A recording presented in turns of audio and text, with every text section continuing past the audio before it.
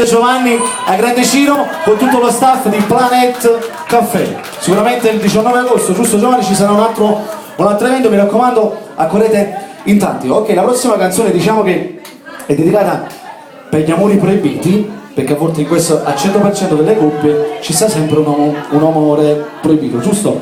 Si intitola Sto innamorato. Ui, ciao, tutto a posto? Ok, si intitola Sto innamorato, prego maestro. Vorresti aspettare lui e questo sentimento no. Dai! La puntata della devo essere sincero.